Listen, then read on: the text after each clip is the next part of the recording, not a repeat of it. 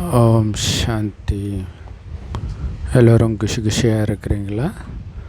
3/5/2026 அவ்யக்த முரளி. Original date 18/1/2010. அட்டார முரளி. பாபா சரீரம் விட்ட நாள், அவ்யக்தமான நாள். ஸோ அதனால் தலைப்பே பிரம்மா பாபாவுக்கு சமமாக நஷ்டமோக ஸ்மிருதி ஸ்வரூபம் ஆகிறதுக்காக மனசுடைய டைம் டேபிள் தயார் பண்ணி கர்மம் செய்யும் பொழுதும் கர்மயோகி அசிரேரி ஆகிறதுக்கான பயிற்சி பண்ணுங்க. இல்லை மெயினாக நஷ்டமோக பயிற்சி அப்படின்னு அர்த்தம். எதன் மீதும் பற்று இல்லாமல் இருக்கிறது, அந்த ஸ்மிருதி ஸ்வரூபமாக இருக்க சொல்கிறார். ஆக்சுவலாக எதன் மீதும் பற்று இல்லாதது தான் படைப்பவரே. படைப்புக்கும் படைப்பவருக்கும் அதான் வித்தியாசம். படைப்பில் மயங்கி இருக்கும், படைப்பவர் படைப்பிலிருந்து விலகி இருப்பார். ஸோ இந்த பயிற்சி பண்ணுறதுக்கு டைம் டேபிள் போடுங்கன்றார். மனசுக்கு இந்த 1 மணி நேரம் இந்த பயிற்சியில் இருக்கிறேன் அப்படின்ட்டு. அதேமாதிரி காரியம் செய்யும்பொழுதும் கர்மயோகியாகி காரியம் செய்யணும், அசரீரியாகி காரியம் செய்யணும். அதுக்கான பயிற்சியும் பண்ணுங்க, அதுக்கும் டைம் டேபிள் போடுங்க.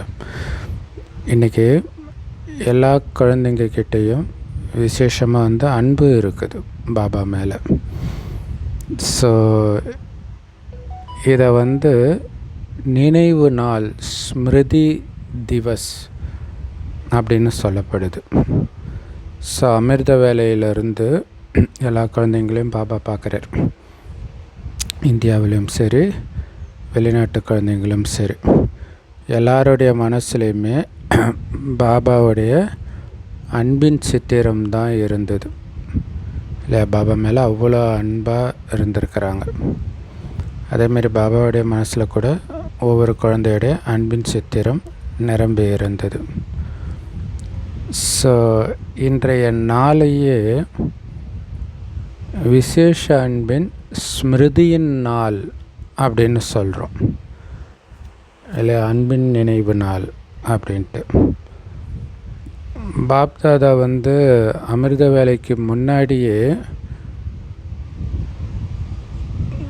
குழந்தைங்க கிட்ட இருந்து நிறைய முத்துக்களின் மாலையை பார்த்தார். ஸோ ஒவ்வொரு குழந்தையுடைய மனசுலையும் தானாகவே இந்த பாடல் ஒலிச்சிக்கிட்டே இருந்ததாம். என்ன பாட்டு? மேரா பாபா, பிரம்மா பாபா, மீட்டா பாபா, பியாரா பாபா. இல்லை, என்னுடைய பாபா, அன்பான பாபா, இனிமையான பாபான்ற பாட்டு தான் ஒலிச்சிட்டு இருந்துச்சு. ஸோ பாப்தாதாவுடைய மனசில் என்ன பாட்டு ஒலிச்சிட்டு இருந்துச்சு தெரியுமா? மேரே பச்சே, பியாரே பச்சே, மீட்டே பச்சே. என்னுடைய குழந்தை, இனிமையான குழந்தை, அன்பான குழந்தை. இந்த பாட்டு தான் ஒலிச்சிட்டு இருந்தது. ஸோ இன்றைக்கி ஒவ்வொரு குழந்தைக்குள்ளேயும் அன்பின் சக்தி அதிகமாக இருந்துச்சு மற்ற சக்திகளை விட. ஏன்னா சங்கமயுகத்தில் மட்டும்தான் இந்த ஈஸ்வரிய அன்பு அனுபவம் ஆகும். இல்லை, வேறு எப்பவுமே உங்களால் அனுபவம் பண்ண முடியாது. ஸோ இதை அனுபவம் பண்ணவங்களுக்கு தான் இது தெரியும். ஒவ்வொரு குழந்தையையும் இந்த அன்பு தான் சகஜ யோகியாக ஆக்கிடுது, அதாவது ஈஸியான யோகியாக ஆக்கிடுது. ஸோ பாப்தாதா பார்த்தார், குழந்தைங்க எல்லாருடைய அன்பின் அனுபவம் ரொம்ப ரொம்ப அதிகமாக நிரம்பி இருக்குது. ஏன்னா நம்மளுடைய ஜென்மமே அன்புனால தான் ஏற்பட்டு இருக்குது. இல்லையா? ஜென்மத்தின் ஆதாரமே அன்பு தான். அன்புனால தானே நம்ம பாபா குழந்தையாகவே ஆகி இருக்கிறோம். ஸோ அதனால் மற்ற சக்திகள் கம்மியாக இருக்கலாம்,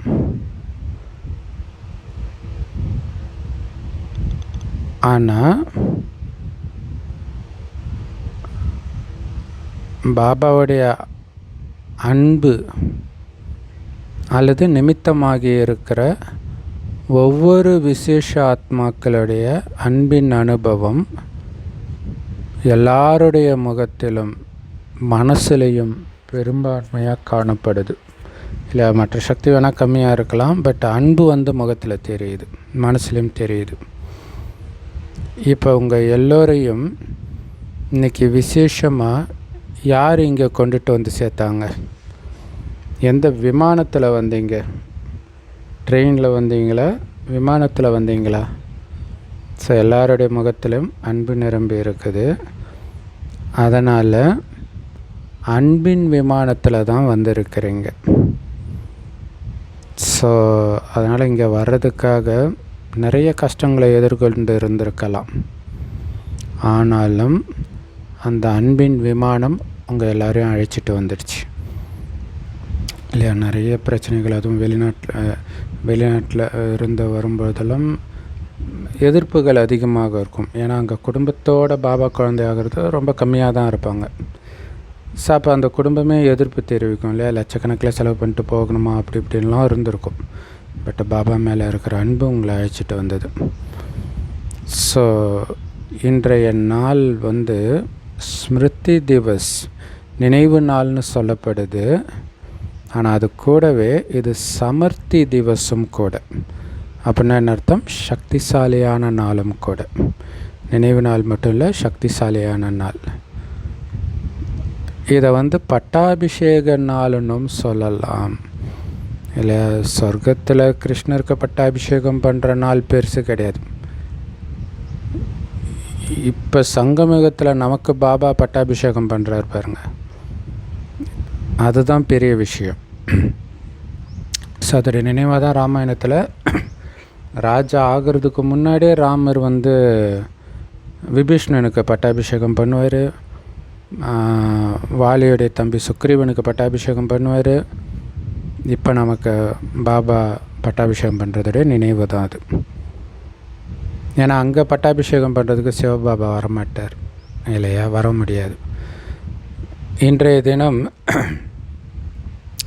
பாப்தாதா விசேஷமாக பிரம்மா பாபா நிமித்தமாகி இருக்கிற மகாவீர் குழந்தைங்களுக்கு விசேஷ சேவைக்கான கிரீடத்தை வந்து அணிய வச்சிருக்கிறார்.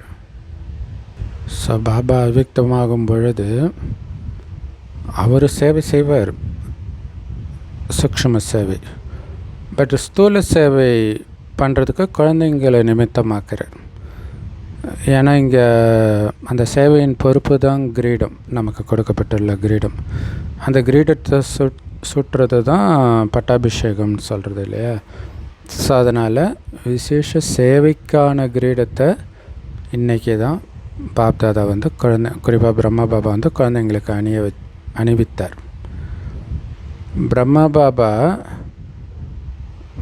குப்தம் ஆயிட்டார் இல்லையா? இந்த அவ்வியக்தமானவுடனே அவர் மறைவாயிட்டார். குழந்தைங்களை முன்னுக்கு வைக்கிறார். உலக சேவைக்கான ஸ்மிருதியின் திலகத்தை கொடுத்திருக்கிறார் இல்லையா? நான் உலக சேவாதாரின்ற நினைவு திலகத்தை கொடுத்திருக்கிறார் இல்லையா? பொறுப்புன்ற கிரீடம், அந்த பொறுப்பு ஞாபகம் வச்சுக்கணுன்ற திலகம். திலகம்னாலே நினைவு தான். அப்போ குழந்தைகளை செய்பவராக்கிட்டு அவர் செய்விப்பவராயிட்டார் பிரம்ம பாபா. அதே மாதிரி தனக்கு சமமாக ஃபரிஸ்தா ரூபத்தின் வரதானத்தை கொடுத்து ஒலிக்கிரீடம் அணிவித்தார். ஸோ பொறுப்புன்ற கிரீடத்தையும் அணிவித்தார். ஒலிக்கிரீடம்னாலே தூய்மை கிரீடம் இல்லையா? அப்புறம் ஃபரிஸ்தா ஸ்வரூபம் ஆகுங்கன்ற வரதானத்தையும் கொடுத்துருக்கிறார். அதனால் பாப்தாதா நமக்கு என்ன கிரீடம் அணிவித்தார், என்ன திலகம் அணிவித்தாரோ, என்ன வரதானம் கொடுத்தாரோ அதே ரூபத்தில் தான் குழந்தைங்களை பார்த்து குஷி அடைகிறார். சூப்பர் இல்லையா? அந்த திலகம் அணிந்தவர்களாக, அந்த கிரீடம் அணிந்தவர்களாக, அந்த வரதானத்தை பிராப்தி செய்பவர்களாகவே குழந்தைங்களை பார்க்குறார். சூப்பர் இல்லை? அப்படி அடைந்தவர்களாக உங்களை நீங்கள் பார்க்குறீங்களா? ஏன்னா அதை பார்த்தாலே அதுவாகவே ஆகிடுவோம். அதான் இங்கே விஷயமே. ஈஸியான முயற்சி பண்ணுறதுக்கான வழி அது இல்லையா? நான் முழுமையை அடைஞ்சிட்டேன்ற நினைவு இருந்தாலே நீங்கள் முழுமையை அடைஞ்சிடுவீங்க. குழந்தைங்க சேவைக்கான வரதானத்தை நடைமுறைப்படுத்துகிறாங்க பாபாவும் குஷி அடைகிறார். ஸோ இதுவரைக்கும் என்ன பார்ட்டு நடிச்சிருக்கிறீங்களோ, இனி என்ன நடிக்க போகிறீங்களோ அது எல்லாத்துக்குமே பாபா, அதாவது பிரம்மா பாபா பல கோடி மடங்கு வாழ்த்து தெரிவிக்கிறார். ஆஹா குழந்தைகளே ஆஹா. அதே மாதிரி வெளிநாட்டிலையும் பாபா சுற்றி பார்த்தார். என்ன பார்த்தார்? எல்லா குழந்தைங்களும் பாபா அன்பில் மூழ்கி இருக்கிறத பார்த்தார். ஸோ பாபா மூலமாக சக்தி கிடைச்சிருக்குது. ஏன்னா இந்த நாள், இந்த 18 ஜனவரி 18 அன்புனாலேயே சக்திகளின் வரதானத்தை அடையிறதுக்கான நாள். நீங்கள் அன்பில் மூழ்கினாலே சக்திகளின் வரதானம் கிடைச்சிடும். குழந்தைங்க சிலர் நல்ல நினைவின் ஈடுபாட்டில், சேவையில் ஈடுபட்டு இருக்கிறத பாப்தாதா பார்த்தாங்க. அமிர்த வேலை நல்ல அனுபவம் செய்கிறாங்க. அதே மாதிரி அசரீரி நிலையின் அனுபவமும் செய்கிறாங்க. இது எல்லாமே எப்போ? அமிர்த வேலையில். நினைவில் இருக்கிறாங்க, அசரீரி பயிற்சி பண்ணுறாங்க. ஆனால் எப்போ கர்மயோகி ஆகிற நேரம் வருதோ, அதாவது காரியம் செஞ்சுக்கிட்டே நினைவு பண்ண வேண்டிய நேரம் வரும் பொழுது, அப்போ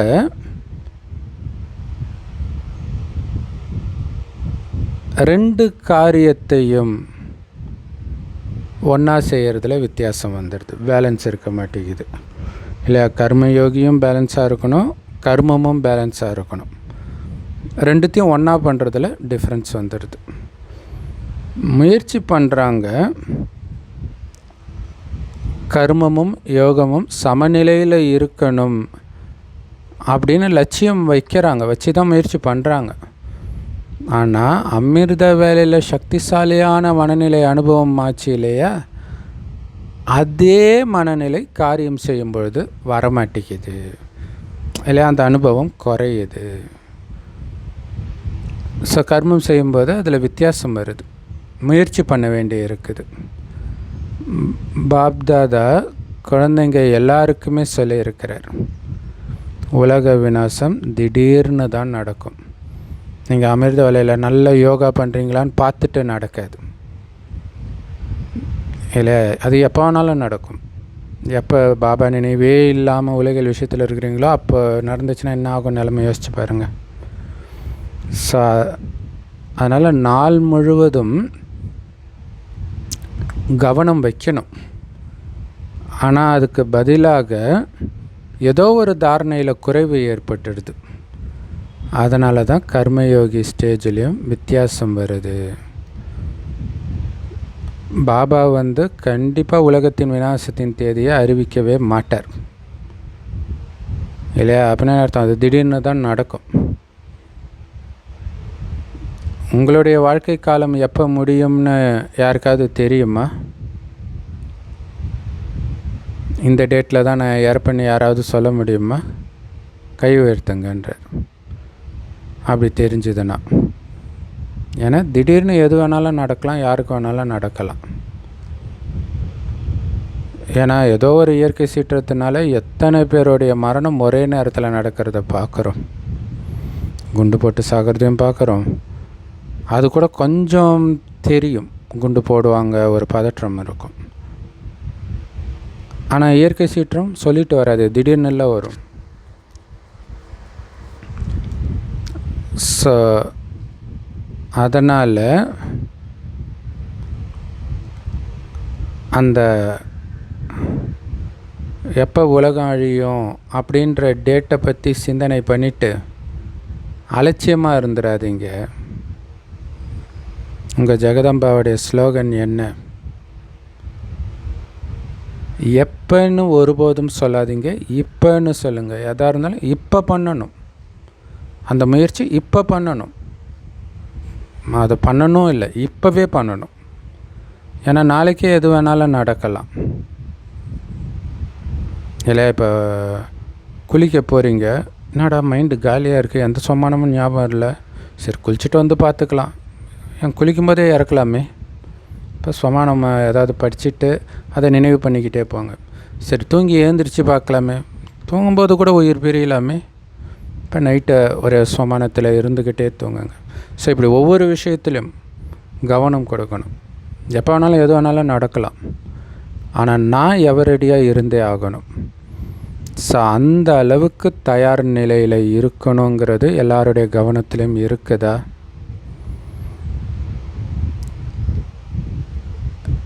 கர்ம கணக்கெல்லாம் முடிச்சிட்டிங்களா?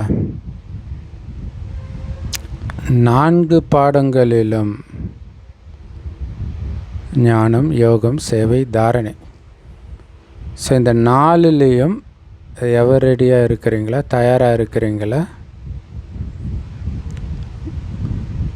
முழுமையாக எல்லையற்ற வைராக்கியத்தின் அனுபவத்தை சோதித்து பார்க்குறீங்களா? இல்லை முழுசாக எல்லையற்ற வைராக்கியம் இருக்குதா? இல்லை எல்லையற்ற வைராக்கியம் இருக்கும்போது ஆனந்தம் இருக்கும். ஏன்னா அது விடுபட்டு இருக்கிற ஆனந்தம், அது நிரந்தரமாக இருக்க முடியும். ஆனால் இங்கே இருக்கக்கூடிய ஒரு விஷயத்தினால் வர ஆனந்தம் அந்த விஷயம் முடிஞ்ச உடனே போயிடும். எந்த அளவுக்கு ஆனந்தத்தை கொடுத்துச்சோ அதுக்கப்புறம் விரக்தி வந்துடும். ஸோ அதனால் நான் எவரடியாக இருக்கிறேன்னான்னு உங்கள் மனசை சோதித்து பார்த்தீங்களா? நஷ்டமோக ஸ்மிருதி ஸ்வரூபத்தில் இருக்கிறேன்னா, இல்லை எதன் மீதும் பற்றற்ற நிலை, அதான் நஷ்டமோக, அதில் இருக்கிறேன்னா. ஏன்னா பிரம்மபாபா முயற்சி பண்ணி தன்னை அந்த மாதிரி தான் ஆக்கி இருந்தார். அனுபவி குழந்தைங்க பார்த்துருக்குறாங்க. ஸோ எந்த ஒரு கணக்கு வழக்கின் சூழ்நிலையுமே இருந்தது கிடையாது எந்த பக்கமும் பிரம்மபாபாவுக்கு. திடீர்னு அசரீரி ஆகிறதுக்கான பயிற்சி அவர் அசரீரி ஆக்கிச்சு, அவர் பறந்துட்டார் இல்லையா? ஸோ அப்போ அந்த பயிற்சி நீண்ட காலமாக அவர் பண்ணிக்கிட்டே இருந்ததுனால உடலை விடும்போது டக்குன்னு அசரீரி பயிற்சி பண்ணார், பறந்துட்டார். ஸோ பிரம்மபாபா போக போகிறாருன்னு யாருக்காவது நினச்சாவது பார்த்துருப்பீங்களா? ஆனால் நஷ்டமோகா இல்லை நிறைய இப்போ கூட இறக்குறதுலாம் பார்த்திங்கன்னா திடீர்னு தானே, என்ன நேற்று தான் பேசிட்டு வந்தேன், நல்லா தானே இருந்தால், நம்பவே முடியலன்னுவாங்க. குழந்தைங்களை கையோட கை சேர்த்து இருக்கும் பொழுது கூட அவருக்கு எந்த விதமான கவர்ச்சியும் யார் மேலேயும் வரல, அல்லது இங்கே இருக்கணுன்ற அந்த கவர்ச்சியும் இல்லை. இல்லை குழந்தைங்க கை மேலே கை வச்சு பேசும்பொழுது கூட புத்தியினால் விடுபட்டு தான் இருக்கிறாரு. எவ்வளோ பெரிய விஷயம் இல்லையா? அதனால தான் அவர் டக்குன்னு ஃபரிஸ்தா ஆகி போயிட்டார். குழந்தைங்களுக்கு ஃபரிஸ்தா ஆகிறதுக்கான திலகத்தை கொடுத்துட்டு போயிருக்கிறார். அதுக்கான காரணம் என்ன? எப்படி அவரால் முடிஞ்சது? நீண்ட கால அசுர நிலையின் பயிற்சி இருந்தது. அதனால தான் அவரால் டக்குன்னு போக முடிஞ்சது. ஸோ பாபா கூடவே இருந்த அனுபவி ஆத்மாக்கள் ஏதோ அனுபவம் செஞ்சாங்க.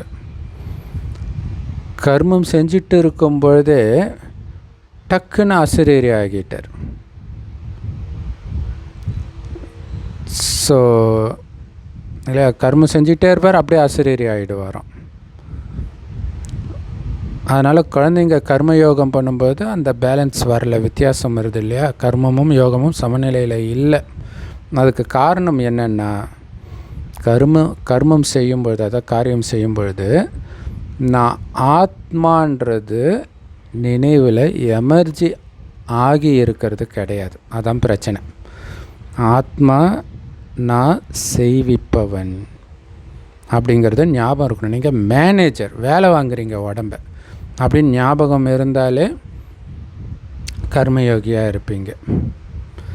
ஸோ அப்படி ஆத்ம நான்ன்றது நினைவில் இல்லைன்றது உங்களுக்கே தெரியும். நான் ஆத்மானா என்ன மாதிரி ஆத்மா? செய்விப்பவனாகிய ஆத்மா நான். இந்த கர்மேந்திரியங்கள் தான் செய்பவை, என்னுடைய வேலைக்காரர்கள். ஸோ அப்போ நான் செய்விக்கக்கூடிய, அதாவது செய்ய வைக்கக்கூடிய ஆத்மான்ற ஸ்வமானம் கர்மம் செய்யும்போது உங்கள் ஸ்மிருதியில், அதாவது நினைவில் இருக்கணும். அந்த நினைவில் இருந்து கர்மேந்திரியங்கள் மூலமாக காரியத்தை செய்ய வைக்கணும். நான் செய்விப்பவன், எஜமானன், இந்த சீட்டு மேலே செட்டாகி இருந்தீங்கன்னா கர்மேந்திரியம் நீங்கள் கொடுக்குற கட்டளைப்படி நடக்கும். அந்த சீட்டில் நீங்கள் செட் ஆகலைன்னா நீங்கள் சொல்கிறத யாரும் கேட்க மாட்டாங்க, எந்த கர்மேந்திரியமும் கேட்காது. கரெக்டு தானே? ஒரு அதிகாரி சொன்னால் கேட்பாங்க. அந்த அதிகாரி போஸ்ட்லேருந்து போனதுக்கப்புறம் அவரை யாரும் மதிக்க மாட்டாங்க. அதனால தான் அந்த அதிகாரியாக இருக்கணும். அந்த சீட்டில் செட்டாகி செய்விப்பவன் நான், எஜமானன் நான்ற அந்த அதிகாரத்தோட கட்டளையிடணும் கர்மேந்திரியத்துக்கு அப்படின்னு பாபா சொல்கிறார். ஸோ இந்த கர்மேந்திரியங்கள் செய்விப்பவை கிடையாது, நான் சொல்கிறத செய்கிறது தான். அது செய்விப்பவன் நான் அப்படிங்கிறது சதா மைண்டில் இருக்கணும். பிரம்மா பாபா தன்னுடைய அனுபவத்தை ஷேர் பண்ணியிருக்கிறார். ஆரம்பத்தில் இந்த பயிற்சி பண்ணாராம். என்ன பயிற்சின்னா, ஒவ்வொரு நாளுடைய இறுதியிலும், அதாவது நைட்டு, கர்மேந்திரியங்களின் ராஜ தர்பாரை கொட்டு வாரம். ஆத்மராஜா, கர்மேந்திரியங்கள் எல்லாம் வேலைக்காரங்க. ஸோ அதனால் கொட்டி நீ என்ன பண்ணுன்ட்டு, கண்ணு நீ என்ன பண்ண, ஸ்ரீமத் படி தான் காரியம் பண்ணியா, காது ஸ்ரீமத் சொல்கிற மாதிரி விஷயத்தை தான் கேட்டியா, வாய் ஸ்ரீமத் படி தான் பேசுனியா, இப்படின்னு ராஜ தர்பாரை கொட்டினாராம். ஸோ அதையெல்லாம் அவர் டைரியில் எழுதியிருக்கிறார். பழைய குழந்தைங்க அந்த டைரியை பார்த்துருக்குறாங்க. ஸோ தினம் தினம் தர்பாரை கொட்டினார்.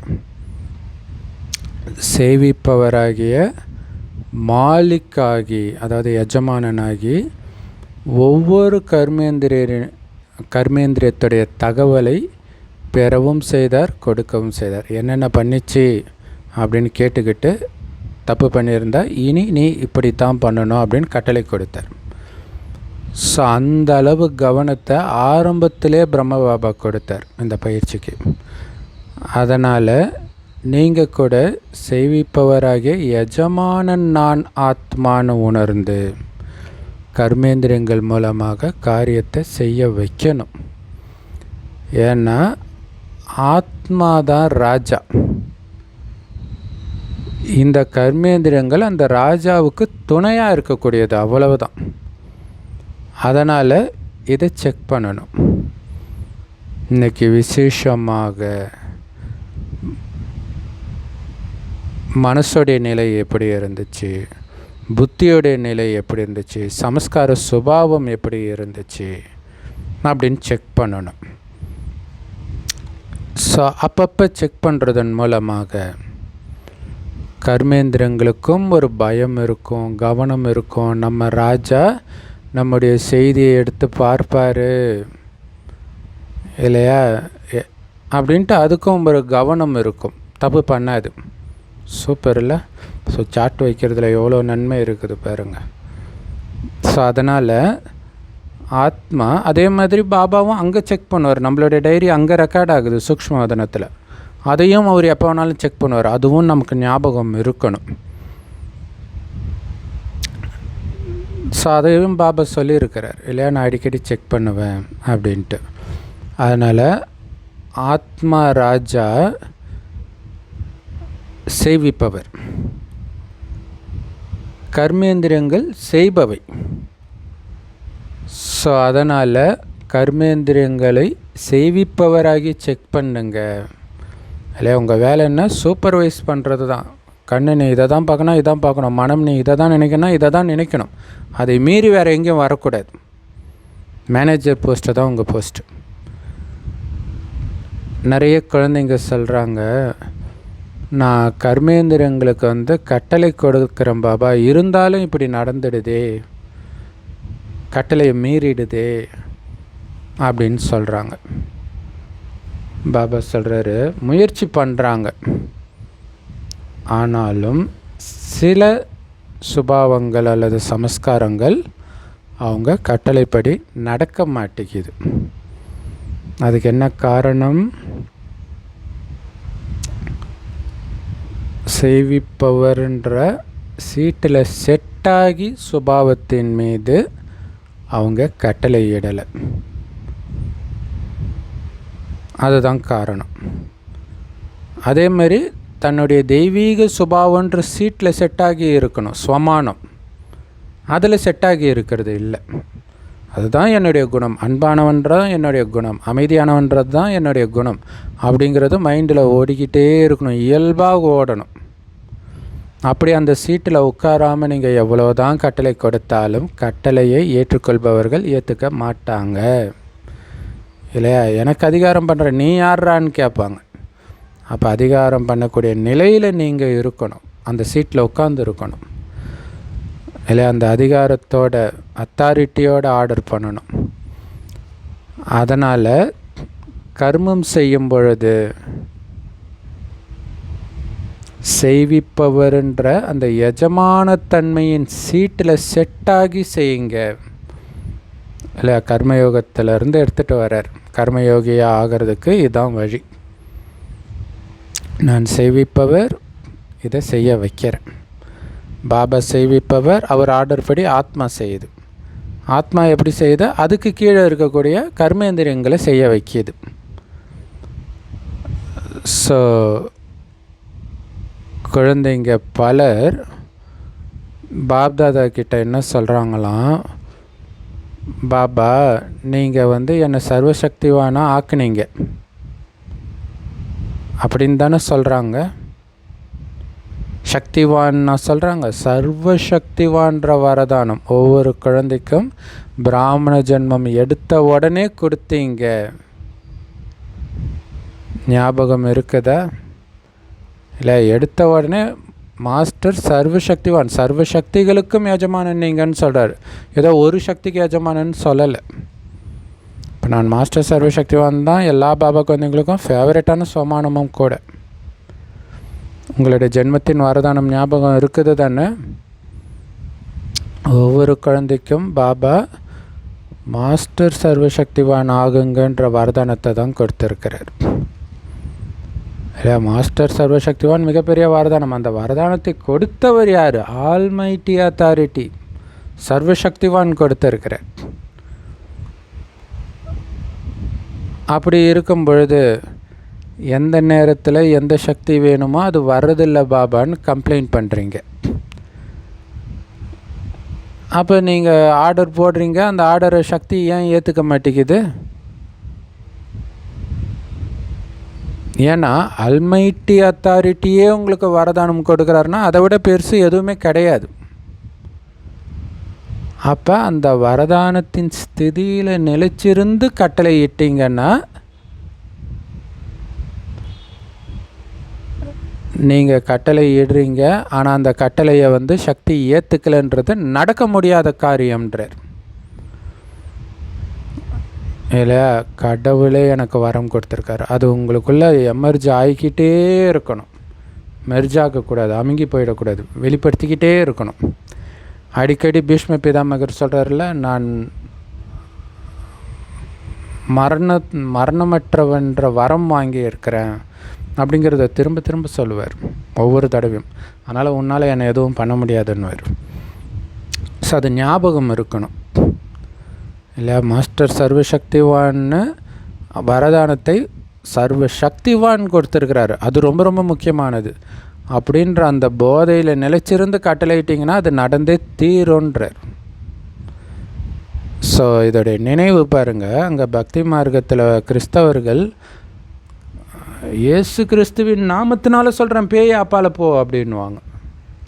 அப்போ இயேசு அவங்க சர்வசக்திவான் நினச்சிக்கிறாங்க இல்லையா, நினச்சி அதன் மூலமாக சொல்கிறேன்னு போது அதுக்கே அது வேலை செய்யுது. அப்படி இருக்கும்போது உண்மையான சர்வசக்திவான் கொடுக்குற வரம் எப்படி வேலை செய்யாமல் போகுன்றார். அப்போ அவர் கொடுத்துருக்கிறாருன்றதில் அசைக்க முடியாத நிச்சய புத்தியில் அந்த ஸ்திதியில் நிலச்சிருந்து கடவுள் எனக்கு அந்த அத்தாரிட்டியை கொடுத்துருக்கிறார் வா அப்படின்னா வருன்றார். மற்றபடி பேயை ஓட்டுறதெல்லாம் பெரிய விஷயம் கிடையாது. இந்த சக்தியினால் நமக்குள்ளே இருக்கிற விகார பேயை ஓட்டுறது தான் பெரிய விஷயம். ஒன்று ஆத்மா எஜமானன் பெரிய விஷயம், இன்னொன்று, அந்த எஜமானனுக்கு சர்வசக்திவானே வரம் கொடுத்துருக்கிறேன். சர்வசக்திவானுடைய வரதானம் நமக்கு கிடைச்சிருக்குது. அது எவ்வளோ பெரிய விஷயம். அந்த ஸ்வரூபத்தில், நான் எஜமானன்ற ஸ்வரூபத்திலையும் சர்வசக்திவான்கிட்ட வரம் வாங்கினன்ற அந்த ஸ்வரூபத்தில் நிலைச்சிருந்து, நான் மாலிக், எனக்கு வரதானமும் இருக்குது, இந்த 2 சொரூபங்களின் ஸ்மிருதியின் ஸ்திதியில் இருந்தவாறு கட்டளையிடுங்கள் இல்லையா. நான் எஜமானன்ற ஸ்வரூபத்திலையும் கடவுள்கிட்ட வரம் வாங்கியிருக்கிறன்ற அந்த நினைவின் போதையில் இருந்து கட்டளையிடுங்கன்றார். இல்லை, ஒரு சிலர் சொல்லுவாங்க, எனக்கு கலைஞரே பேர் வச்சார், எம்ஜிஆரே அவார்டு கொடுத்தாரு. அது அவங்களுக்கு அந்த போதையை கொடுக்குது. எந்த துறையில் எம்ஜிஆர் கிட்ட அவார்டு வாங்கினாங்களோ அந்த துறையில் என்னை யாரும் அடிச்சிக்க முடியாதுன்னு இப்போ வரைக்கும் நினைக்கிறாங்க. அப்படி இருக்கும்போது கடவுள் கொடுத்துருக்கிறார், அந்த போதை இருக்கணும். இருந்து கட்டளையிடுங்க இந்த 2 சொரூபத்தில் இருந்து. அப்போ அந்த சக்தி உங்கள் கட்டளையை ஏற்காதுன்றது அசம்பவம்ன்றார். நடக்க வாய்ப்பே கிடையாது. நீங்கள் சொன்ன அந்த சக்தி வந்தே தீருன்றார். ஏன்னா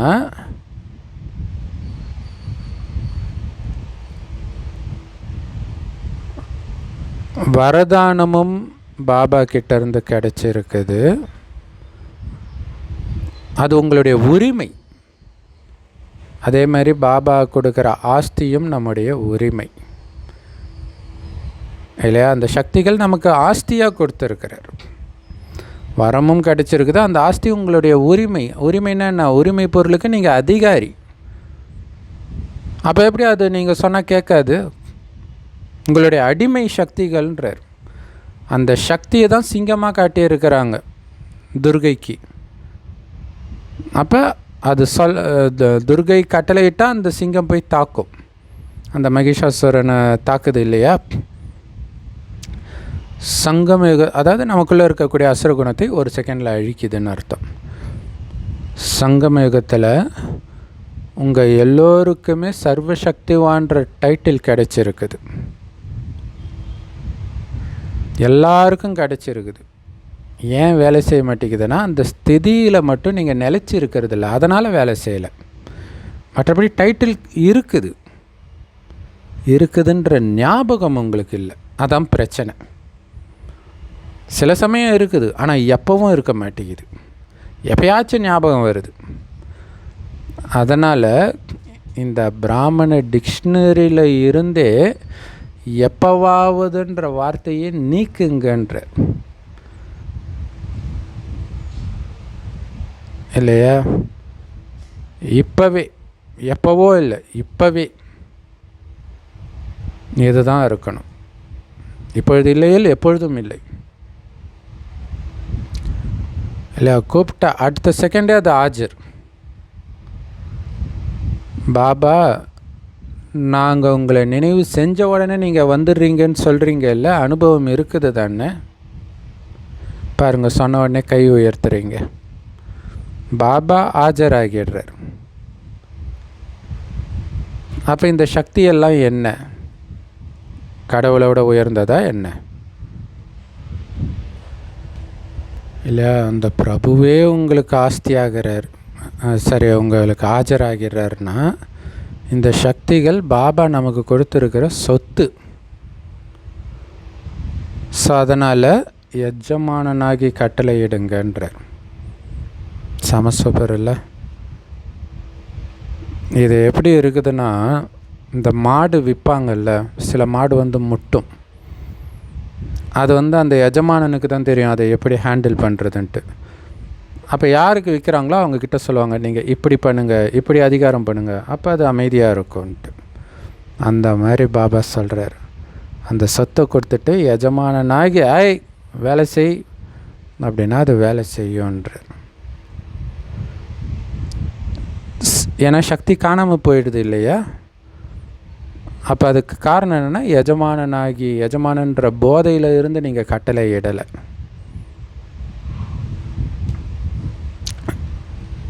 ஸோ எஜமானனே இல்லை அப்படின்னும்போது எதுக்கு கட்டளையை ஏற்கணும்? யார் சொன்னாலும் கேட்பாங்களா? நான் ஏன் எஜமானன் சொல்கிறதாண்டா கேட்பண்ணுவாங்கல்ல. அப்போ நீங்கள் எஜமானனாகி கட்டளை இடுங்க, அது கேட்கும்னு மிகப்பெரிய ரகசியத்தை சொல்கிறார். எல்லாத்துக்குமே அப்படி தான் இல்லையா? சம்பூர்ணமாகிறதே நான் சம்பூர்ணமானவன், அந்த எஜமான போதை இருக்கணும். குழந்தை மற்றும் எஜமானன். பாபாவுக்கு நான் குழந்தை, பாபா கொடுத்த சொத்துக்கு நான் எஜமானன். இது சதா ஞாபகம் இருக்கணும். பாப்தாதா இப்போ எதை விரும்புகிறார் தெரியும் தானே? ஸோ இப்போ பாப்தாதா எதை விரும்புகிறாரு? என்னுடைய ஒவ்வொரு குழந்தையும் கர்மம் செய்யும் பொழுதும் ராஜா குழந்தையாகி, சுயராஜ்ய அதிகாரியாகி, சுயராஜ்யத்தின் சீட்டில் செட்டாகி இருக்கணும். இல்லை அந்த சீட்டை விட்டு இறங்கிடக்கூடாது காரியம் செய்யும் பொழுதும். இல்லை ராஜா குழந்தையாகினா என்ன அர்த்தம்? நான் ஆத்மா செய்விப்பவன், அதே தான் சுயராஜ்ய அதிகாரியும். ஸோ அந்த சீட்டை விட்டு இறங்காமல் காரியம் செய்யணும். அப்போ கர்மயோகியாக இருப்பாங்க. ஏன்னா ராஜா நாள் முழுவதும் ராஜாவாக தானே இருப்பார். சில நேரம் மட்டும்தான் ராஜாவாக இருப்பாரா? கிடையாது, எப்பவும் தானே ராஜாவாக இருப்பார். ஸோ நாள் முழுவதும் சிம்மாசனத்தில் உட்கார முடியாது, அது வேறு விஷயம். ஆனால் அவர் வீட்டில் இருக்கும்போது கூட நான் ராஜாங்கிறத மறக்க மாட்டார் தானே. ஸோ இங்கே நினைவுனால தான் நீங்கள் அந்த சீட்டில் உட்காடுறீங்க.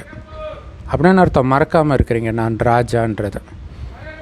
ஸோ அதனால் கர்மயோகி மற்றும் அமிர்த வேலையின் யதார்த்த யோகம், இதோடைய சக்திசாலியான மனநிலை, அதில் வித்தியாசம் வரக்கூடாதுன்றார் இல்லையா? அமிர்த வேலையில் அப்படியே சக்திசாலியாக ஃபீல் பண்ணுறீங்கல்ல, அதே மாதிரி தான் கர்மயோகம் செய்யும் பொழுதும் இருக்கணும், டிஃப்ரென்ஸ் தெரியக்கூடாதுன்றார். ஸோ அப்போ ரெட்டை வேலை செய்கிறீங்க, ஒரே நேரத்தில் காரியமும் செய்கிறீங்க, யோகமும் பண்ணுறீங்க. நீங்கள் யார்? உலகத்தையே மாற்றக்கூடியவர், உலகத்துக்கே நன்மை செய்யக்கூடியவர், விஸ்வ கல்யாண்காரி. ஸோ அதனால் பாபாவுடைய விருப்பம் என்ன தெரியுமா? நீங்கள் நடந்தாலும் சுற்றினாலும் ராஜான்ற நிலை நீங்கள் மறக்கக்கூடாது. ராஜாவாக தான் நடக்கணும், ராஜாவாக தான் சுற்றணும், ராஜாவாக தான் பேசணும். அந்த ராஜான்ற சீட்டை விட்டு இறங்கக்கூடாது. இதுதான் இறங்காதே அர்ஜுனா அப்படின்னு கிருஷ்ணர் சொல்கிறதுடைய அர்த்தம். கர்ணன் கூப்பிட்றான்ல, கீழே இறங்கிட்டு நீயும் கீழே வா, நான் கீழே தானே இருக்கிறேன், இறங்காத இல்லையா? நம்ம சீட்டிலேருந்து இறங்கக்கூடாதுன்றது தான் அர்த்தம். ஏன்னா அந்த இருக்கையை விட்டு இறங்கிட்டிங்கன்னா நீங்கள் கொடுக்குற கட்டளை யாரும் ஏற்றுக்க மாட்டாங்க. இப்போ பாருங்கள், இந்த அரசியல் சீட்டுக்கு பின்னாடி என்னெல்லாம் செய்கிறாங்க அதை அடையிறதுக்காக, அவங்க உரிமையை அடையிறதுக்காக எவ்வளோ முயற்சி பண்ணுறாங்க. யாருமே தன்னுடைய உரிமையை விடுறதுக்கு விரும்புறது கிடையாது. ஸோ அந்த மாதிரி இது பரமாத்மாவே உங்களுக்கு கொடுக்குற உரிமை. ஸோ அதனால் நான் யாருன்றது ஒவ்வொரு நேரமும் உங்கள் மைண்டில் ஓடிட்டு இருக்கணும் இல்லையா? பரமாத்மாவுடைய குழந்தை, அவருடைய ஆஸ்திக்கு அதிகாரி, அவர்கிட்டயே வரம் பெற்றவன், நான் செய்விப்பவன் அப்படிங்கிறது சதா மைண்டில் ஓடணும். நீங்கள் எந்த காரியம் செஞ்சாலும் ஒவ்வொரு நேரமும் காரியம் செஞ்சுக்கிட்டே உங்களுடைய மனதின் நேர அட்டவணை, டைம் டேபிளை தயார் செஞ்சு வைங்க. அதன்படி தான் நடக்கணும் இல்லையா? காரியம் செஞ்சுட்டு இருக்கும்போது இந்த நேரம் நான் என்ன சோமானத்தில் இருக்கணும், அந்த சோமானத்திலேயே இருக்கணும். அது மைண்டுக்குள்ளே ரெண்டகன்னு ஓடிக்கிட்டே இருக்கணும் அந்த சோமானம். ஸோ இந்த காரியம் செய்யும்போது மனதின் சோமானம் என்னவாக இருந்துச்சு அதை சார்ட்லேயும் எழுதணும். ஸோ இன்றைக்கி நான் என்ன லட்சியம் வைக்க போகிறேன் இல்லையா? இந்த விகாரத்தை விடணும், இந்த தெய்வீக குணத்தை வளர்த்துக்கணும், அது மாதிரி லட்சியம் வைப்போம்ல. ஸோ அதற்கேற்ற சோமானத்தை வைக்கணும். ஸோ ஒவ்வொரு காரியம் செய்யும் பொழுதும் உங்களுடைய சோமானுடைய லிஸ்ட்டு என்ன இருக்குதோ அந்த லிஸ்ட்லேருந்து அந்தந்த நேரத்துக்கு ஏற்ற மாதிரி டைம் டேபிளை உருவாக்குங்க. எந்தெந்த நேரத்தில் என்னென்ன ஸ்வமான் ப்ராக்டிஸ் பண்ணணுன்ட்டு. எப்படி ஸ்தூல காரியங்களுக்கு டைம் டேபிள் உருவாக்குறீங்கள்ல, இந்த டைம் ஸ்கூலுக்கு போகணும், இந்த டைம் சாப்பிடணும், இந்த டைம் இவரை மீட் பண்ணணும், இந்த டைம் ஃப்ரெண்ட்ஸோடு போகணும், இந்த மாதிரிலாம் செட் பண்ணுறீங்கல்ல, அதே மாதிரி மனம் என்னென்ன பண்ணணுன்றதுக்கும் டைம் டேபிள் செட் பண்ணுங்கள், எழுதி வைங்க, அதை ஸ்ட்ரிக்டாக ஃபாலோ பண்ணுங்கள். ஏன்னா ஸ்தூலமான காரியம் என்ன பண்ணணுன்றது தெரியுது. அதே மாதிரி அந்த நேரம் ஸ்வமானம், எந்த ஸ்வமானத்துலேருந்து அந்த காரியத்தை செய்யணும் அதையும் எழுதுங்க, அதையும் ஃபாலோ பண்ணுங்கள். ஸோ எஜமானத்தன்மையின் அதிகாரத்தை எந்த ஸ்வமான் ரூபத்தில் வைக்கணும், இல்லை எந்த ஸ்வமானில் இருந்தால் அந்த எஜமானத்தன்மை இருக்கும். ஸோ இப்படி மனசுடைய டைம் டேபிளை உருவாக்குங்க, எண்ணத்திற்கான டைம் டேபிள். ஸோ இப்போ ஒரு நல்ல உணவை சமைக்கணும் அப்படின்னா அந்த நேரம் எந்த ஸ்வமானத்திலிருந்து சமைக்கணும்? ஏன்னா ஸ்வமானத்துடைய மாலைகள் நிறைய இருக்குது. அதை எப்போவுமே கழுத்தில் போட்டுருங்க, அந்த ஸ்வமானத்தின் மாலையை சுற்றிக்கிட்டே இருங்கன்னெலாம் பாபா சொல்லியிருக்கிறார். அவ்வளோ பெரிய மாலை இருக்குது. ஸோ அந்த மாலையை எண்ணிக்கிட்டே இருங்க. அவங்க கிறிஸ்தவர்களை வந்து மரியே போற்றி அப்படின்ட்டு அதை வச்சு ஜபிக்கிறாங்களே, அந்த மாதிரி உங்களுடைய சொமான்களின் மாலையே இருக்குது. நீங்கள் உங்கள் சொமான்களின் மாலையை சுற்றுறதை தான் பின்னாடி மற்றவர்கள் உங்கள் மகிமையை பாடுறாங்க, உங்கள் சொமானங்களை பாடுறாங்க. இல்லையா பாபா இதை சொன்னார், இல்லையா மாஸ்டர் படைப்பவர் சொன்னார், எல்லாத்துலேருந்தும் விலகி இருக்கணும்னு சொன்னார். அப்படி அந்த அந்த முரளியில் என்னென்ன பாயிண்ட்ஸ் வந்தது அதை ஞாபகப்படுத்துங்க, அதை எழுதி வைக்கணும். அதை எப்பயுமே அது இருக்கணும். சாப்பிட போகிறதுக்கு முன்னாடி அதை பார்த்துக்கிட்டு போய் சாப்பிடுங்க, அதே மைண்டில் ஓடிட்டு இருக்கணும். ஸோ அந்த மாலையில் மூழ்கிடுங்கன்றார், ஸ்வமானங்களின் மாலையில். ஸோ இதற்கான நீண்டகால பயிற்சி இப்போ தேவை. ஸோ குழந்தைங்க சிலர் சொல்கிறாங்களாம், இப்போ வரைக்கும் விநாசத்தை பற்றி எதுவும் ஒன்றும் தெரியலையே அடையாளம் அப்படின்ட்டு. ஸோ அதனால் இன்னும் டேட் ஃபிக்ஸ் ஆகலை, அதனால் நம்ம பண்ணிவிடுவோம் ஆகிடுவோம் அப்படிங்கிற அலட்சியம் இருக்குது குழந்தைங்க கிட்ட. ஸோ செய்தி கொடுக்கறதுலையும் நீங்கள் விஸ்வ கல்யாண்காரி, உலகத்துக்கே நன்மை செய்பவர். ஆனால் குழந்தைங்க என்ன நினைக்கிறாங்க, இன்னும் டைம் இருக்குது, ஸோ எதிர்காலத்தில் நம்ம செய்தி கொடுத்துடலாம் அப்படின்னு நினைக்கிறாங்க. பாபா சொல்கிறார், அப்படி கிடையாது. நீங்கள் யாருக்கு பின்னாடி கடைசியில் செய்தி கொடுக்குறீங்களோ அவங்க உங்கள் மேலே கம்ப்ளைண்ட் பண்ணுவாங்க. என்ன கம்ப்ளைண்ட் பண்ணுவாங்க தெரியுமா? இதை ஏன் எங்களுக்கு முன்னாடியே சொல்லலை, இல்லை நாளைக்கு லாஸ்ட் டேட்டு, இன்றைக்கி வந்து நாளைக்கு ஃபைன் கட்டிடுங்க, நாளைக்கு தான் லாஸ்ட் டேட்னா டென்ஷன் ஆகுமா ஆகாதா? அந்த மாதிரி அவங்க சொல்லுவாங்களாம். இதை நீங்கள் முன்னாடியே சொல்லியிருந்தீங்கன்னா நாங்களும் முயற்சி பண்ணியிருப்போம்ல, பதவி அடைஞ்சிருப்போம்ல. இப்போ கடைசி நேரத்தில் வந்து சொல்கிறீங்க. அதனால் நாங்கள் ஜஸ்ட்டு தெரிஞ்சுக்கிறோம், ஆஹா பிரபுவின் அற்புதம், உங்கள் லீலையே லீலைன்னு மட்டும்தான் எங்களால் சொல்ல முடியும், முயற்சி பண்ண முடியாது. இப்போ நீண்ட கால பயிற்சி வேணும் இல்லை? சார் அதுக்கு நீண்ட கால உதவி பண்ணியிருக்கணும் நீங்கள். சார் நீங்கள் எல்லோரும் வாரிசு குழந்தைகள். ஸோ அப்படி புரிஞ்சுக்கிறவங்க கை உயர்த்துங்க. வாரிசுகள் தானே நீங்கள்? அப்போ வாரிசுனா முழு ஆஸ்திக்கும் வாரிசாகணும் இல்லையா, அல்லது கொஞ்சம் ஆஸ்தி போதுமா? எல்லோரும் என்ன சொல்லுவாங்க, முழு ஆஸ்தி வேணும்னு தானே சொல்லுவாங்க. அப்போ முழு ஆஸ்தினா என்ன அர்த்தம்? 21 பிறவிக்கும் முழுமையான ஆஸ்தின்னு அர்த்தம். ஆரம்பத்திலிருந்து கடைசி வரைக்கும் ராயல் பிரஜா கிடையாது, ராயல் குடும்பத்தில் வரணும், ராஜ குடும்பத்தில் வரணும். சிம்மாசனத்தில் வந்து ஒருத்தர் தான் உட்கார முடியும் இல்லையா, ஜோடியாக ராஜாராணி உட்காருவாங்க. ஆனால் அந்த ராஜசபை கூடும் பொழுதெல்லாம் அந்த ராஜ குடும்பத்தில் இருக்கிற விசேஷமான நிமித்த ஆத்மாக்களும் கிரீடதாரியாகி உட்காருவாங்க, கிரீடம் இல்லாமல் உட்கார மாட்டாங்க. அப்படின்னா என்ன அர்த்தம்? அவங்களுக்கும் அங்கே அதிகாரம் இருக்குது, ராஜ குடும்பத்தை சார்ந்தவர்களுக்கும். ஸோ ஒவ்வொரு காரியத்திலும்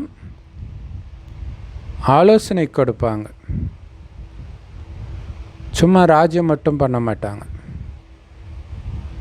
அந்த ஆலோசனை மூலமாக தான் அங்கே ராஜ்யம் நடக்குது இல்லையா? அந்த குடும்பத்தை சார்ந்தவர்கள், தனியாக மந்திரி கிடையாது, பட் அந்த குடும்பத்தை சார்ந்தவர்கள் ஆலோசனை கொடுப்பாங்க. ஸோ அதனால் முழு ஆஸ்தி அடையணும்னா முதல் பிறவியிலிருந்து கடைசி 21 பிறவி வரைக்கும் முழுமையாக ஆஸ்தி அடையணும்னு அர்த்தம். பாதி கிடையாது. இடையிலே யாரும் திரும்பி போயிடவும் முடியாது. முழு ஆஸ்தி அடையணுமா அல்லது கொஞ்சமே போதுன்னு குஷி அடைஞ்சிடுவீங்களா? ஸோ உங்கள் மாத்தேஸ்வரி ஜெகதம்பா சதா இந்த லட்சியம்தான் வச்சாங்க. என்ன லட்சியம் வச்சாங்க? பாப்தாதா என்ன ஸ்ரீமத் கொடுக்குறாரோ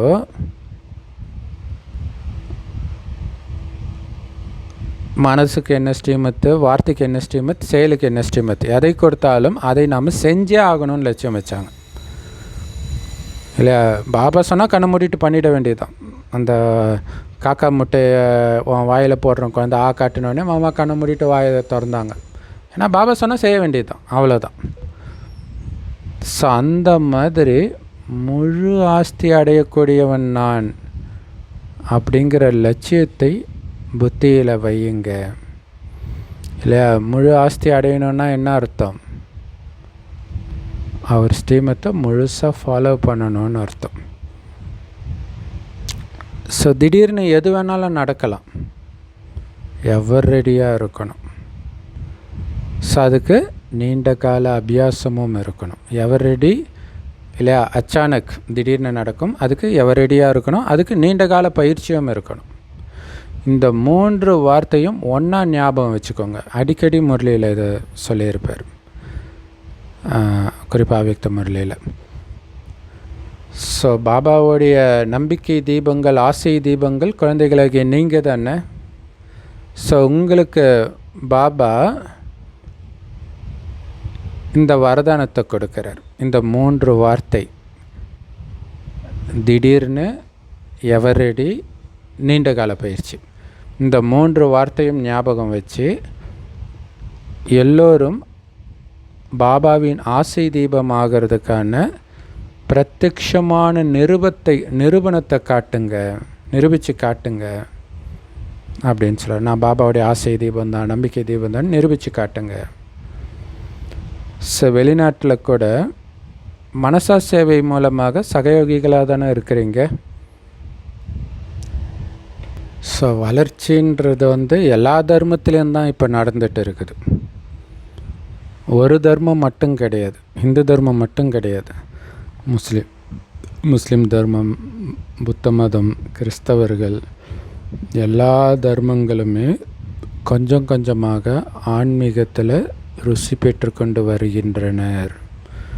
அதை நம்ம நல்லா பார்க்க முடியுது இப்போ இல்லையா? முதல்ல பாருங்கள், பிரம்மகுமாரிகள்ன்ற பேரை கேட்டாலே பயந்தாங்க. இவங்க என்னப்பா எந்த நேரமும் விநாசம்னு பேசுகிறாங்க அப்படின்னாங்க. ஆனால் இப்போ என்ன சொல்கிறாங்க? எப்போங்க விநாசம் நடக்கும் அப்படின்னு என்ன அர்த்தம்? நம்பிக்கை வந்துடுச்சின்னு அர்த்தம். அதுவும் இப்போ கண்ணு முன்னாடி எல்லாத்தையும் பார்க்குறாங்க. அதனால் எப்போ நடக்கும், எப்படி நடக்கும், என்ன பண்ணணும் சொல்லுங்கன்னு கேட்குறாங்க. ஸோ அதனால் விநாசம் நடந்தே ஆகணும், இது கேரண்டி. ஸோ உங்கள் எல்லாருக்குமே கேரண்டி இல்லையா? ஸோ வெளிநாட்டினராக இருந்தாலும் சரி, பாரதவாசிகளாக இருந்தாலும் சரி, இது கேரண்டி தான் இல்லையா? பாப்தாதா என்ன சிக்னல் கொடுத்துருக்கிறாரோ, இல்லை வெளிநாட்டில் இருக்கிறவங்களுக்கு விநாசம் நடக்காது அல்லது பாரதவாசிகளுக்கு நடக்காது அப்படிலாம் கிடையாது. எல்லாருக்கும் இது கேரண்டி, நடந்தே தீரும்.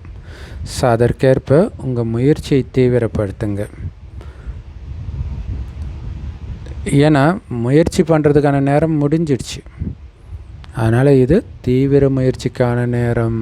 அதை பாபா என்ன சொல்கிறார்? நடக்கிற நேரம் முடிஞ்சிடுச்சு, இது பறக்கிறதுக்கான நேரம்னு வேறு. அதனால் எப்போவாவது பார்த்துக்கலான்னு வெயிட் பண்ணிகிட்டு இருக்காதிங்க. இப்போவே எதாக இருந்தாலும் இப்போவே பண்ணுங்கள் இல்லை. நல்ல ஃபேமஸான கம்பெனியெல்லாம் பார்த்திங்கன்னா அந்த எஜமானர் இப்போவே பண்ணுன்னு வேலை வாங்கிக்கிட்டே இருப்பார். 8 மணி நேரம் வேலை செஞ்சால் பார்த்தா அது 16 மணி நேரம் வேலை செய்யணுன்ட்டு யாரோ ஒரு ஐடி நிறுவனத்தை இது சொன்னாங்க. அப்படி இருக்கிறனால தான் அவங்க நம்பர் 1 வர முடியுது. ஸோ அதனால் எப்போவோ கிடையாது, இப்போவே செய்யணும். நல்லது. ஸோ செம பவர்ஃபுல்லான வரதானம். இது ஆக்சுவலாக ஒரு அவ்யக்த முரளியிலேருந்து வந்தது 1970. இப்போ தான் அந்த அவ்யக்த முரளியை முடித்தோம். அது ஆக்சுவலாக ரிலீஸும் பண்ணியிருப்போம். ஸோ 22/10/1970 அவ்யக்த முரளி 4வது பார்ட்டு. நான் மாஸ்டர் படைப்பவர்ன்ற தலைப்பில் போட்டிருப்போம். அவசியம் பாருங்கள். வெறும் ரொம்ப கம்மியாக தான் பார்த்துருக்குறீங்க, 77 பேர் தான் பார்த்துருக்குறீங்க. ரொம்ப சூப்பராக இருக்கும். ஸோ அதை பார்த்துட்டு இதை பார்க்கும்போது இன்னும் நல்லா புரியும். ஸோ பாபா சொல்கிறாங்க, சக்திசாலி ஸ்திதி மூலம் படைப்பின் அனைத்து கவர்ச்சிகளிலிருந்தும் தூர விலகி இருக்கக்கூடிய மாஸ்டர் படைப்பவர் ஆகுங்கள்.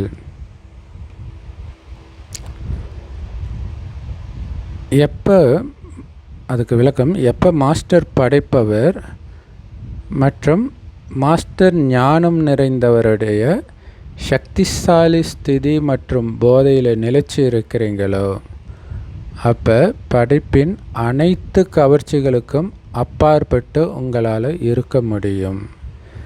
ஏன்னா இப்போ படைப்பு இன்னும் பலவித நிறங்கள், வகைகள், வடிவங்களை படைக்கும்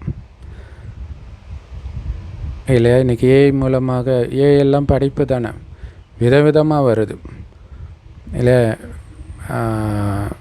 நிஜத்தில் எந்த பொண்ணையுமே அப்படி பார்க்க முடியாது. அவ்வளோ அழகான பெண்களை ஏஐ உருவாக்குது. ஸோ மனிதர்களை விழ வைக்கிறதுக்காகவே இது நடக்குது. அதுதான் சொல்கிறார். அதுக்கு முன்னாடி நம்ம என்ன ஆயிடணும்? மாஸ்டர் படைப்பவர் ஆயிடணும். படைப்பு இன்னொரு படைப்புக்கிட்ட மயங்கி கிடக்கும். அதான் படைப்பு.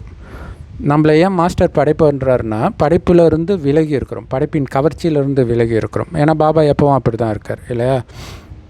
இப்போ பாபாவுடைய குழந்தைகள் மாஸ்டர் படைப்பவரும் அப்படி தான் இருக்கணும். ஸோ முக்கால ஞானமும் நமக்கு தெரியுது. ஸோ அப்போ சக்திசாலி ஸ்திதியில் நிலைச்சிருக்கணும். அதுக்கு பாபா சொன்ன மாதிரி எஜமானனாகி கட்டளை இடணும். ஸோ அப்படி சக்திசாலியானவன் நான், மாஸ்டர் சர்வசக்திவான் நான், மாஸ்டர் படைப்பவர் நான் அப்படின்ற போதையில் நிரந்தரமாக நிலைச்சிருந்தா படைப்புடைய எப்படிப்பட்ட கவர்ச்சியும் உங்களை பிடிச்சி இழுக்க முடியாது. அதிலிருந்து உங்களால் விலகி இருக்க முடியும். ஆனால் அந்த போதையில் இருந்துக்கிட்டே இருக்கணும். இல்லாட்டினா இந்த போதையில் மாட்டிக்குவீங்க. ஏன்னா படைப்பு இன்னும் பலவிதமான கவர்ச்சிகளை உருவாக்க போகுது இல்லை? இப்போவே பயங்கரமாக இருக்குது. இன்னும் போக போக என்ன ஆகுமோ தெரியாது. அதனால் இந்த குழந்தை பருவத்து தப்பெல்லாம் பண்ணாதீங்க. குழந்தைத்தனமான விளையாட்டு, அலட்சியம், கவனக்குறைவு, இந்த மாதிரி தவறுகளை எல்லாம் மறந்து உங்களுடைய சக்திசாலியான சக்தி ஸ்வரூபத்தில் நிலைச்சிருங்க. சஸ்திரதாரி ஸ்வரூபம், அதாவது ஆயுதம் ஏந்திய ஸ்வரூபம், ஞான ஆயுதம் ஏந்திய ஸ்வரூபம். அடுத்தது சதா நான் ஆத்மான்ற விழிப்புணர்வில் இருக்கக்கூடிய ஜோதி ஸ்வரூபம். அதை வெளிப்படுத்துங்க. நிரந்தரமாக எரிஞ்சிட்டு இருக்கிற ஜோதி நான். அதோடைய நினைவு தான் அம்மன் தீச்சட்டியை சுமந்துட்டு இருக்கிறதா காட்டுறாங்க. ஸோ இது அந்த முரளியில் இன்னும் பவர்ஃபுல்லாக இருக்கும். மிஸ் பண்ணாதீங்க தயவுசெய்து. ஏன் அவ்யக்த முரளி மிஸ் பண்ணுறீங்க தெரியல. ஸோ அப்போ தான் மாஸ்டர் படைப்பவர்னு உங்களை சொல்ல முடியும் இல்லையா? அப்போ மாஸ்டர் படைப்பவர்னால் சக்திசாலியானவன் நான், அதாவது சர்வசக்திகள் நிரம்பியவன் நான், ஞான ஆயுதங்கள் ஏந்தியவன் நான், ஆத்ம ஜோதி சதா கொழுந்து விட்டு எரிபவன் நான். அப்படி இருந்தால் அந்த அலங்காரத்தோடவே இருங்க. அம்மன் அலங்காரத்தில் இருக்கிறாங்க இல்லையா? பார்த்திங்கன்னா கருணையும் இருக்கும், அந்த கம்பீரமும் இருக்கும், அந்த ஆயுதங்களும் இருக்கும். அப்படித்தான் நான் இருக்கிறேன்ற அந்த உணர்வை எமர்ஜ் பண்ணிக்கிட்டே இருங்க. அப்போ தான் உங்களை மாஸ்டர் படைப்பவர்னு சொல்ல முடியும். செம பவர்ஃபுல்லான வரதானம் இது ஆக்சுவலாக. ஸ்லோகன்: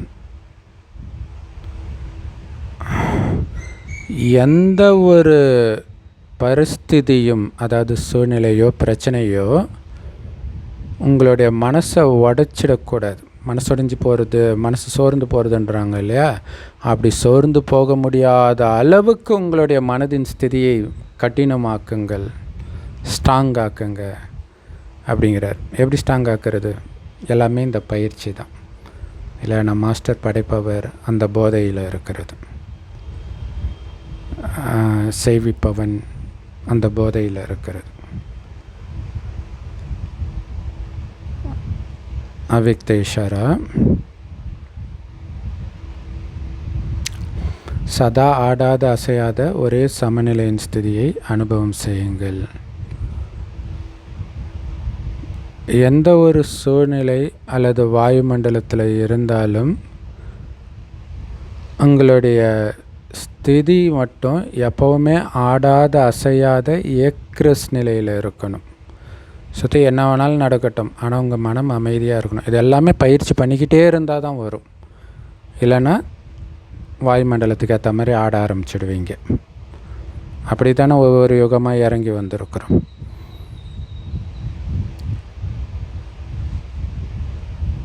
ஸோ அதனால் கருவியாக இருக்கிறவங்க எப்பயாச்சும் ஏதாவது அறிவுரை கொடுக்குறாங்கன்னா அதில் குழம்பிடக்கூடாது. ஏன்னா கருவியாக இருக்கிறவங்க அனுபவி ஆத்மாக்கள் இல்லையா, அவங்களுக்கு தெரியும் இது பண்ணால் இது நடக்கும்ன்ட்டு.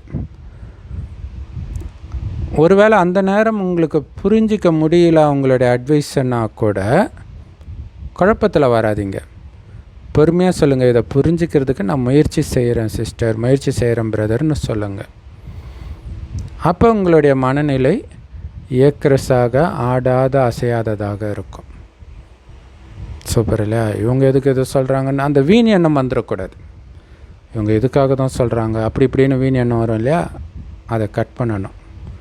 இப்போ புரியல, குழப்பம் வர மாதிரி இருந்தால் கூட குழம்பாதீங்க. இதில் ஏதோ இருக்குது, நான் புரிஞ்சிக்க ட்ரை பண்ணுறேன் அப்படின்னு சொல்லுங்கள்.